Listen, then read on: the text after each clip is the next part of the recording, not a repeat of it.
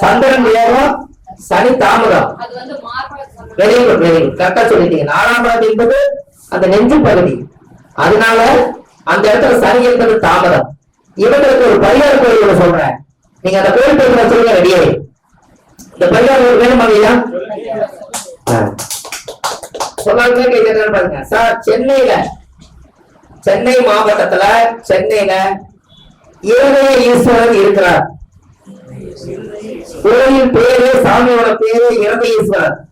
இதயத்தில் கோயில் கட்டி வைத்து சந்தன கருப்பாணி குடியிருக்க வேண்டும். உள்ளத்தால் உழைப்பாடு நான் உளமாற தந்திட வேண்டும் அப்படின்னு பாடி இதயத்திலேயே கோயில் கட்டி கும்பாபிஷேகம் பண்ண இடம் இருதயீஸ்வரர் சென்னையில இருக்கிறார். எப்படி அந்த சென்னையில இருதயீஸ்வரர் போடுங்க, யூடியூப்ல அந்த லொகேஷன் கிடைச்சிரு கொடுத்து. இதயத்துல கோயில் கட்டி வச்சுக்கிறாங்க பத்தாதுங்களா ஐயா? நம்ம இதயத்துல யாராவது வச்சுக்கிறோம், மனசு பிடிச்சவங்க இதயத்துல வச்சிருப்போம். அவர் ஊர மக்களுக்காக இதயத்துல கோயில் கட்டி வச்சிருக்காங்க ஐயா. அப்ப சொன்னது தவறா இங்க இருக்கீங்களோ?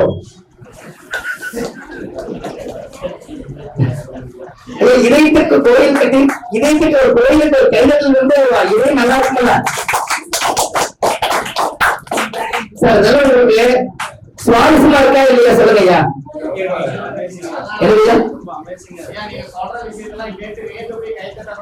ஓ கைதட்ட பயங்கர ஐயா. நான் எதுக்கு அடிக்கடி கேட்டுக்கிறேன்னா, ஃபேன் 5 ஓடுது, நீங்க தூங்கிட்டு இருக்கிறீங்கன்னு எனக்கு தெரியணும்ல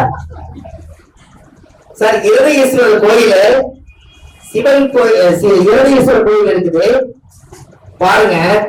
நாம பெரிய ஜோதிடர் அப்படின்னு சொல்றதுக்கு ஒண்ணுமே இல்லை. அப்ப முன்னோர்கள் எல்லாம் ஒருத்தருக்கு காற்றாவல வந்துட்டா அந்த காற்றாவலத்துக்கு வைத்தியமே கிடைக்கலன்னா கடவுள் எங்க போவாங்கன்னு தெரிஞ்சு அதுக்கு ஒரு சித்தர் தவம் பண்ணி ஒரு இருதயீஸ்வரர் கோயிலை கட்டி அந்த சித்தரோட ஜீவ சமாதி ஆயிட்டாரு. கரெக்டா? அப்ப எவ்வளவு சொன்னீங்க இல்ல? அப்போ அந்த பாவங்களை கூட பிரிச்சிருக்காங்க.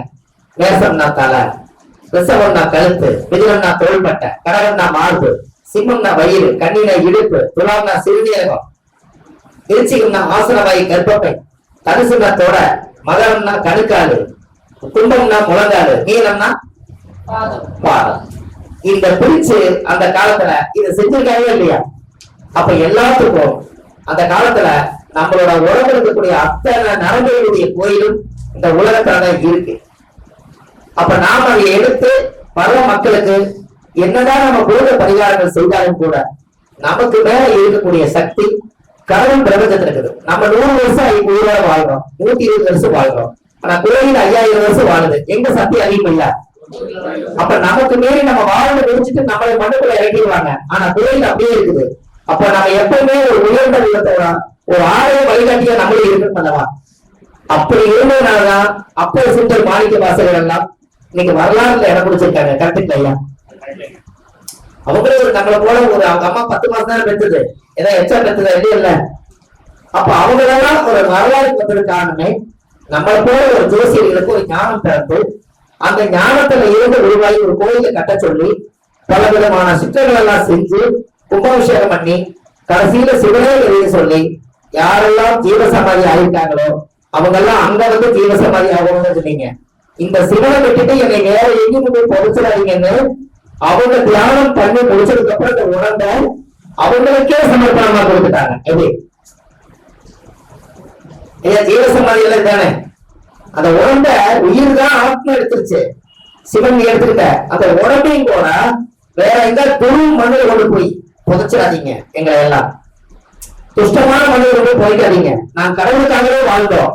எங்களை ஒரு ஓரத்துல இந்த புனிதமான ஆத்மாவை அந்த கோயிலே எங்கேயாவது ஒரு இடத்துல உடம்ப மூடி எங்களை குளிரோடு வச்சிருங்கன்னு சித்தர்கள் அந்த காலத்துல எழுதி வச்சு போனதுனாலதான் சித்தர்களுக்கெல்லாம் ஜீவ சமாதியும் சித்தர்கள் சமாதியும் கோவில உருவானதுக்கு காரணமே அவங்கதான் நம்மளோட சிவன் பக்தர் இருந்திருக்காங்க.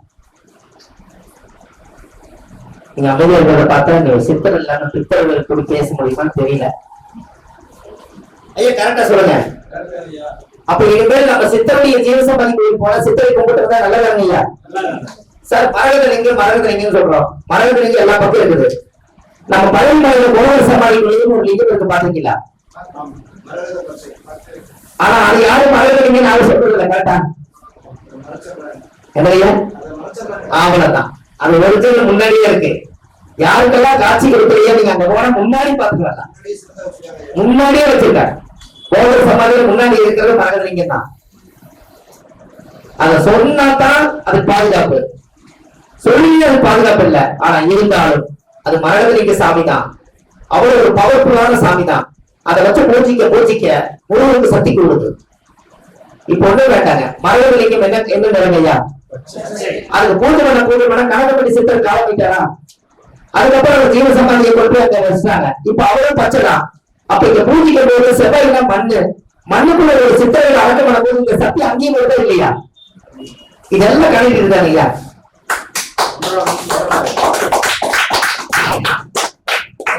சார் சொல்லுங்க சார், எதுவும் சொல்ல வந்தீங்க எல்லாமே ஒன்றோடு ஒன்று தொடர்புடையது சார். பழம் நீ அப்பா, பழம் நீ அப்பா, அது எதிராக வந்துச்சு. பழம் நீ முருகனுக்கும் விநாயகருக்கு சண்டை போடுறதுல பல பிரச்சனை. அதனால அது பழனி, அதனால பழனி ரைட்டு. அங்க சித்தர்கள் எல்லாம் அவர் எத்தனை ஜென்மம் எடுத்தாலும் கணக்கப்பட்ட சித்தர் நிறைய ஜென்மம். உயிரோட ஒரு முறை எனக்கு பார்க்கறதுக்கு அனுமதி கிடைச்சது. அவர் இருக்கும் போது உயிரோட பார்த்தேன். அவர் கடுமையா திட்டினாரு. பக்கத்துல இருக்கிற சொன்னாரு, உங்களுக்கு அதான புண்ணியம், அவர் திட்டினாத்தாங்க உங்களுக்கு எல்லாம் நல்லது நடக்குனாரு. சரி பரவாயில்ல விட்டா. கொஞ்சம் காலத்தை அவர் காலமானார். இப்ப அவருக்கு இவ்வளவு பவர் கிடைச்சது காரணமே அவரும் முருகனுடைய அடியார் தான். அவர் வேண்டியிருக்காரு, உங்களுடைய மண்ணில நான் ஜீவ சமாதியானால் முருகனுடைய அருள் எனக்கு இருக்கணும்னு சொல்லி அவர் பிரார்த்தனை பண்ணியிருக்காரு. அப்ப செவ்வாய் என்பது பூமிகாரன். அவரை எரிக்கல, அவங்களை திருவள்ளுவெல்லாம் போட்டு உப்பெல்லாம் போட்டு அவங்கள ஜீவ சமாதி மாதிரி அவரை புதைச்சாங்க. புதைச்சு அதுக்கு மேல ஒரு பீடம் கட்டினாங்க. கட்டின உடனே முருகனுக்கு என்னைக்குமே ஒரு குறிப்பிட்ட கிலோமீட்டர் தூரத்துக்கு ஒரு சக்தி இருக்கு. அதோட பவர் அவருடைய இடத்து வரைக்கும் அந்த சக்தி கலெக்ஷன் இருக்கு இல்லையா? அப்போ சீக்கிரமா காலமானாரு, சீக்கிரமா அந்த ஆசீர்வாதம் வந்துச்சா இல்லைங்களா? அப்ப முருகனோட பவர் இந்த மண்ணுக்கு மண்ணு செவ்வாய்னா பூமியாருடைய சக்தியும் எல்லாம் சேர்த்துதானே அந்த கலர் வடிவத்துல அவங்க அருளாய் இருக்கிறாங்க. அப்ப அவங்களுக்கும் முருகனுடைய அடியார்கள் என்னங்கய்யா, என்னங்கய்யா? இப்போ நல்லா யோசிச்சு பாருங்க, முருகன் கோயிலுக்கு போய் போறவங்க எல்லாம் எல்லாம் எங்க போறாங்க? அப்ப இந்த தொடர்பு எப்படி வருதுங்க? என்ன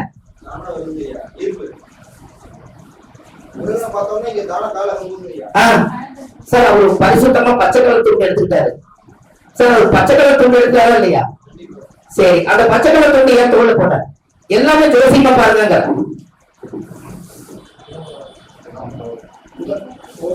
அவர் பச்சை கலர் தான், எது பார்த்தாலும் பச்சை. அங்க போய் இந்த பூஜை பண்றவங்க எல்லாரும் பாருங்க, எல்லாருமே பச்சையை போட்டுருப்பாங்க. இந்த பச்சையை கொண்டு எப்படி அவர் சூஸ் பண்ணாரு? அது எப்படி சாத்தியம்? இது ஜோசியத்தில் கொண்டு வாங்க. அது தோல் ரைட். அது ஏன் தோல்ல பச்சையை அவர் சூஸ் பண்ணார்? நல்லா தெரிஞ்சுக்க. அது முதல் வீடு தான் சார். காலச்சக்கரத்துக்கு 9ஆம் இடம் யாரோட வீடு? குரு. அப்ப குருங்கிறது யார்? அங்க தனுசு வீடு. அப்ப அவர்தான் குரு. அவர் குரு வைத்தார், அவர் வேற குரு தானே. அப்ப அவர் குருவ ஜீவ சமாதி ஆன உடனே காலச்சக்கரத்துக்கு 9. அவருடைய பார்வை நேரா தனுசு நேரம் எங்க பாக்குறோம்? அதனால அவர் தோலை தொட்டு கொண்டுக்கிறாங்க. எப்படி குரு எங்க இருக்க பாவகாதிபதி தூக்கி தோலை போட்டாருங்க. ஐயா நீங்க புரியலையா? அவ்வளவுதான் சார். இன்னும் லாஜிக்கா பேசுங்க. அவ்வளவுதான். அது பேரே மூட்டை சாமியார், பச்சை மூட்டை சாமியார் அவரு. சார் இது கைதட்ட மாட்டீங்க சார். கரெக்டா? காலச்சக்கரத்துக்கு 9ஆம் இடம் குருவோட வீடு. இந்த குருங்கிற ஒரு ஜீவ சமாதி அவர்.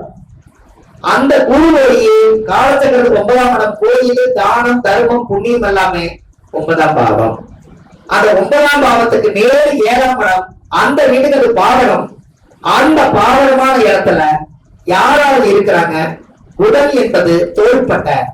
தோள்பட்டையில போய் துண்டை போட்டு மூட்டையா கட்டி இளமையாவே கூடையா சிம்பிளா அப்படியே சித்தர்கள் எல்லாம் ஆசீர்வாதம் பண்ணிட்டு அதே செவ்வாய்க்கிற மண்ணில் போய் ஜீவ சமாதி ஆனாங்க. அவர் பேர் என்ன பேருங்க? இன்னொரு தடவை சொல்லுங்க சார். எல்லாருமே சொல்லுங்க என்னது சார்? அது ஒரு ஊர் சொல்லுங்க. இன்னொருக்க சொல்லுங்க. இன்னொருக்க சொல்லுங்க. இது வந்து என்ன தெரியுது சார்? கணக்கு முதல்.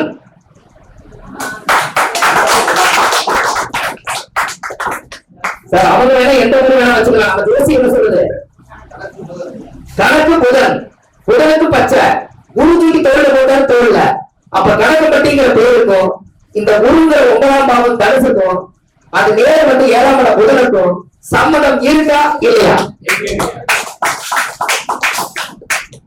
சார்? அந்த கணக்கு பட்டிங்கிறது 9ஆம் பாவம் வந்துருச்சா?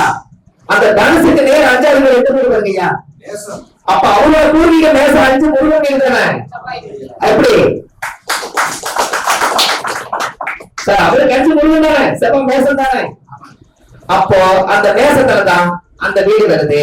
அப்ப அவரோட பூர்வீகம் தான் அவருக்கு அது சொத்தா மாறிக்கணும். அப்ப இவரு இப்ப ஜென்மம் எடுக்கல, 1000 வருஷம் 2000 வருஷத்துக்கு முன்னாடியே சித்தர் பிறவி எடுத்து அந்த மேசங்கிற முருகனுடைய அடிவாரம் பண்ணி அந்த தோஷத்தை எல்லாம் அவர் அங்க இருந்து சுத்தப்படுத்திட்டு ஆத்மா எப்ப புனிதமாகுதோ அப்ப ஜீவ சமாதி ஆயிக்கலாம்னு சொல்லிட்டான் கணக்குப்பட்டி சித்தர். நம்ம பழனி மலையில ஜீவ சமாதி ஆனதுக்கு சரியான பாதை. சார் உங்களுக்கு கருத்து புடிச்சிருக்கா இல்லையா சொல்லுங்க சார்? இது ஜோசிட்ட கொண்டு வரணும். நீங்க யாரோ சொன்னதெல்லாம் விட்டுறலாம். நம்ம ஜோசியம் கணக்கு அப்படின்னாலே எந்த வீடு? அப்ப கணக்கம் பட்டி அப்படின்னா அது ஒரு பெட்டி. அதுக்குள்ள தெரிஞ்சுவீங்க சார். ஜீவசமாதி அப்படியே வச்சு கொண்டு போட்டாங்க. அவங்களோட வாழ்க்கையில பாருங்க, அவருக்கு திருநூறு சந்தனம் குங்குமம் எல்லாம் வச்சு அவருக்கு அந்த பவர் ஊட்டிட்டு பூஜை நடந்துகிட்டே இருக்குது. அந்த இடத்துல நம்மளோட குழந்தைகளை எல்லாம் கூட்டிட்டு போனார். குழந்தைகளுக்கெல்லாம் கல்வி வளரும். கல்விக்கு அதிபதி யார்? அவர் போட்டிருக்கிற துண்டு. அப்ப புதனுடைய நிறத்துல இருக்கக்கூடிய ஒரே சக்தி அங்கதான் இருக்கு. அப்ப ஒரு முறை கணக்குப்பட்டி சித்தர் கோயில்ல போய் 1 மணி நேரம் குரு பூஜையை பார்த்துட்டு அன்னதானம் சாப்பிட்டு அந்த சித்தருக்கு ஏதாவது நம்மளால நீராக வாங்கி கொடுத்துட்டு வந்தால் அவரோட ஆசீர்வாதத்தாலையும் அந்த குழந்தை செவ்வாயுடைய மண்ணு முருகனாகவும் இருக்கிறதுனால தைரியமா அந்த குழந்தை படிச்சிடும். எங்க ஊர்ல கல்வி சார் நமக்கு இத்தனை காலமா கிடைக்கல, இன்னைக்கு கிடைக்கிறது சார். இல்லாட்டி எப்படி சொல்லுவீங்க இல்ல எனக்கு சார்? இல்லைங்க எப்படி சொல்றது? இந்த லாஜிக் எப்படி பிடிப்பீங்க?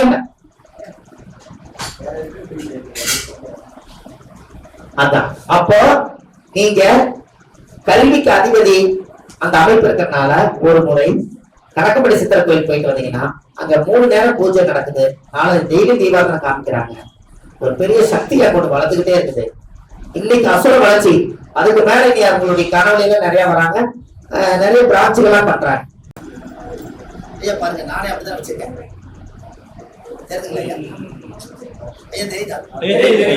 நானே அப்படியே வச்சுக்கிறேன் பாருங்க. ஏன் அப்படின்னு கேட்டீங்கன்னா அந்த சித்தர்கள் எல்லாம் யாரு ஜாதகத்துல எல்லாம் புதன் நீசமா இருக்குதோ, ரேவதி நட்சத்திரத்துல யாருக்கெல்லாம் புதன் நீசமா இருக்குதோ ஒரு முறை அந்த கோயிலுக்கு போயிட்டு வாங்க. என்ன காரணம் சொல்லுங்க சார்? பொதுவா போறது தர்ம வழி வேற, புதன் நீசமா போயிட்டு வாங்க. அது எதனால சார்? புதன் வலிமை பெறும் சார். புதன் நீசமானவங்க வாழ்க்கையில மிகப்பெரிய படிப்பாரு. புதன் எங்க பார்க்கும் நீசமானா? அது யாரோட வீடு? அப்ப பவர் கூட எங்க இறங்குது? அப்ப உச்சமான பவர் கூட யாரு வாங்கி வச்சிருக்கா? கணக்குப்படி சித்தர். அதனால போய் வேலை செய்யுங்க. புதன் நீசமானவங்க போனாங்க சார். அந்த நீசம் ஆயிருச்சு. அந்த புதனுடைய சக்தி எல்லாம் எங்க பாக்குது? 7ஆம் பார்வை எங்க பார்க்கும்? கண்ணி கிட்ட பார்க்கும் சார். சார் புதன் உச்சமானது ஆல்ரெடி பவர் வாங்கிட்டீங்க. பவர் இல்லாதவங்களுக்கு பவர் கொடுங்க. செல்போன்ல 4 பாயிண்ட் சார்ஜ் போட்டது மறுபடியும் எதுக்கு பிளக் குத்துறீங்க? அது தர்ம வழி வேற, தர்ம வழி வேற. இப்ப காசி வந்து தான் போகணும் இருக்குது. பொதுவா காசி வந்து வேண்டிய வச்சுட்டு போறாங்க. ஆனா புதன் நீசமா இருக்கிறவங்க, ரேவதி நட்சத்திரத்துல புதன் நீசமாக்குறவங்க அந்த மண்ணை கூடி அந்த மண்ணுக்கு போயிட்டு வந்து வேலை செய்யும். அதே மாதிரி மிதுன லக்னம் கன்னி லக்னத்துக்கு 12 6 8 12 புதன் லக்னம் போனாலும் அது கண்டிப்பாங்க. ஐயா அந்த பாதகாதிபதி சொல்றீங்கல்ல? ஆமா. தனுர் சார் தனுசு லக்னம் பாதகாதிபதி யாரு? புதன். புதன். சார் அந்த பாடகம் எப்ப வேலை செய்யும்? இல்ல நம்ம நெகட்டிவா இருக்கிறப்ப அது வேலை செய்யும். அந்த பாடகம் எப்ப வேலை செய்யும்? பாடகம் எப்ப பண்ணும் தெரியும் இல்லையா? தசாபுத்தி நடக்கும் போது நடக்கும். சார் அந்த லக்னத்துக்கு பாடகாதிபதியே புதனாக இருந்துச்சுன்னா யாருக்கெல்லாம் தாய்மாமன் இல்லாம பிறந்திருக்காங்களோ அவங்களுக்கெல்லாம் பாடகம் வேலை செய்யாது. சார் புதன் தாய்மாமன் தானே, தாய்மாமன் இருந்தா தானே பாடகம் வேலை செய்யும். பிறக்கும் போதே அவங்களுக்கு 2 குழந்தை இருக்கிற ஆண்டாசு இல்லைன்னா தாய்மாமன் அங்க இல்லை இல்ல பாதிக்கிறதுக்கு யாரும் இல்லைங்க. அப்ப புரியுதா? தாய்மாமன் இல்லைன்னா அவங்களுக்கு புதன் மீது பாடகம் ஆகிறது இல்ல. தாய்மாமன் இருந்தால் அது 7 குழந்தைகள் பாடகம். அந்த ஆத்மாவே இல்ல, அது வேலை செய்யுமா? நான் நிறைய பேருக்கு கேட்டேன், தரிசு இருக்கிற மீவாக இருக்காங்க சார் தாய்மாமன் உறவுல எப்படிங்க இருக்குதுன்னு. ஏன்னா தாய்மாமன் இல்லைங்க அதை பத்தி புதன் திசை நான் நல்லா சம்பாதிச்சேங்கிறாரு. அப்ப என்ன காரணங்க? அந்த காரணத்துக்கு இந்த பூமி இல்ல. எப்படி இருக்கிற வரைக்கும் தான் பாடகம். சார் சீர் சீமந்தம் எல்லாம் பண்றாங்களா இல்லைங்களா? அப்ப என்ன தடுக்கல உட்கார வைக்கிறாங்க? சொல்லுங்க. பச்சை தடுக்கல தான் உட்கார வைக்கிறீங்க, கரெக்டுங்களா? அந்த பச்சை தடுக்கல உட்கார, பச்சை தடுக்கு என்ன கிரகம்? அப்ப அது புதன் தானே. அங்கதான் வருது தாய் மாமன் தான் குடிசை கட்டணும், தாய் மாமன் தான் தண்ணி ஊற்றணும், தாய் மாமன் தான் பொட்டு வைக்கணும். இதெல்லாம் நீங்க சொல்றீங்க. இத நீங்க தாய் மாமா வரலைன்னா அந்த கூட்டத்துல என்ன பேசுகிறாங்க? தாய் மாமா உறவு தவிர அந்த வச்சு பாடம் தானே. அப்ப சீர்வரிசைன்னு அது பேர் என்ன? பாடகம் தானே. அப்ப அந்த ஆத்மாவே இல்லைன்னா பாடகம் வேலை செய்யறது இல்ல. யாரோ ஒருத்தர் கூப்பிட்டு செஞ்சாங்க இல்லையா? ஐயா கரெக்டா இல்லையா சார்? சொல்லுங்க சார். திருச்சி இலக்கணத்துக்கு 9 குடைகள் சந்திரனா, அது 9 தாய் தானே. அந்த தாயோட உறவுங்க கனெக்ட் ஆகினா பாடகம் வேலை செய்யறது இல்ல. அந்த பாடக திசை நடக்கும்போது நம்ம வீட்டுக்குள்ள தான் பாடகம் நடக்குது சார். எந்த உணவு பாதகமோ அந்த பாதகம் தன்னுடைய வீட்டுக்குள்ள இருந்தால் அது என்ன பண்ணுது? பாதகம் பண்ணுது. அந்த உறவே இல்லைன்னா அந்த பாதகம் பெருசா காமிக்கிறது இல்லையே. சரியா இல்லைங்களா ஐயா? ஏன்னா நம்ம சொல்றோம் அது சாத்தியமாக தெரியணும்ல. அப்ப அந்த சீமந்தம் பண்ணி கருக்கி அந்த குழந்தைக்கு சீமந்தம் எல்லாம் பண்ணி எல்லாம் பண்றது தாய்மாமன் பேரு கொண்டினாலும் தாய்மாமனோட உறவை கூப்பிடலினாலும் அவங்களுக்கு பெரிய ஒரு வருத்தத்தை கொடுத்துருது. அப்ப தாய்மாமன் உறவே அது ஒரு கிழக்கு சீமை பாத்தீங்களா இல்லையா? அதுல தாய்மாமனுக்கு தான் பிரச்சனையே. ஐயோ பேரே கிழக்கு சீமை, அதுல தாய்மாமன் தானே பிரச்சனை. எந்த சீர் சரகை ஏத்துக்க மாட்டாரு, இதான பிரச்சனை. அப்போ அந்த பாடகத்துக்கு தான் யாராவது ஒருத்தர் நல்லா பாருங்க, தனுசு நக்கரத்துல ஒரு புள்ள வயசுக்கு வந்து இல்ல மீன நக்கரத்துல ஒரு புள்ள வயசுக்கு வந்து அவங்களுக்கு ஏதாவது தாய் மாமனுக்கு சீர் சொல்லிட்டு வந்தா அவங்க சீர் முடிஞ்சு போறதுக்குள்ள ஒரு மன வருத்தம் ஆயிடும். ஒண்ணு விருந்துல இல்ல பேச்சுல. ஏன்? மீனத்துக்கு 7 பாதகம், தனுசுக்கு 7. புரியுதுங்களா? சொல்றாங்க இல்லைங்க, எல்லாம் விசேஷம் முடிஞ்சா கொஞ்சம் எல்லாம் சாப்பிடுவாங்க. ஒண்ணு இந்த பாதகம் ரொம்ப நாளைக்கு எடுக்கக்கூடாதுன்னு சீக்கிரமா இடத்துல இருந்த பிரச்சனை.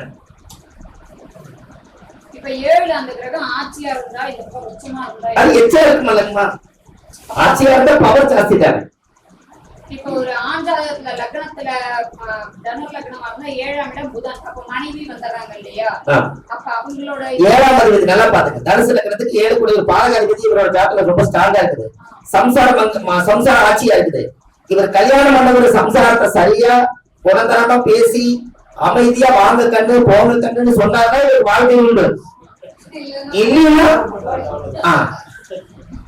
அது எடுசாமி அத வயசாமி நீங்க சாமி போகாத. ஏன்னா 7ஆம் அதிபதி உங்க ஜாதகத்துல நீங்க ஸ்டார்ட் பண்ணி வச்சுக்கிறீங்க, அது என்ன ஆகும்? என்ன சார்? சார் யாரு பவர் இல்ல? 7ஆம் அதிபதி யாரு ஸ்டாங்க? மனைவி ஸ்டாங்க. நீங்க போய் இங்க வருமா, நீ வந்துட்ட சாமி குத்தர கேட்க கூடாது, போய் துணிமணி எல்லாம் விட்டு எல்லாத்தையும் துவைச்சு டெய்லி எங்க அம்மா அப்பா அதெல்லாம் போட குடி அப்படின்னு சொன்னா இல்ல ஒரு 3 நாள் முடிட்டு கேரக்டர் மட்டும் தெரிஞ்சுட்டு அப்புறம் வரைக்கும் கட்டிக்க போய் சாராம. புரியுதுங்களா? அப்போ அந்த பாதகாதிபதி அந்த இப்ப ஒண்ணு வேண்டாங்க. என் ஜாதகத்தான் 7 கூடிய ஆச்சு. யாரும் ஜெயிப்பாரு? எங்க வீட்டுக்காரங்க ரொம்ப நேர்மையா இருப்பாங்க. நான் ஏதோ ஒண்ணு தப்பிச்சு போலான்னு நினைப்பேன். அவங்க கேட்டா பதில் சொல்ல முடியாது. எதனால? அவங்க ஆட்சியா இருக்காங்க. யாரு ஜாதகத்துல? அப்ப நீங்க என்ன பண்ணணும்?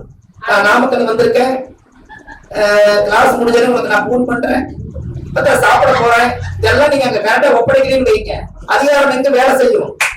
அப்ப இது தெரிஞ்சதுனால நம்ம ஜோசி படிச்சதுனால ஓரளவுக்கு அமைச்சு போறோம், இல்லைன்னா என்ன ஆகுறது?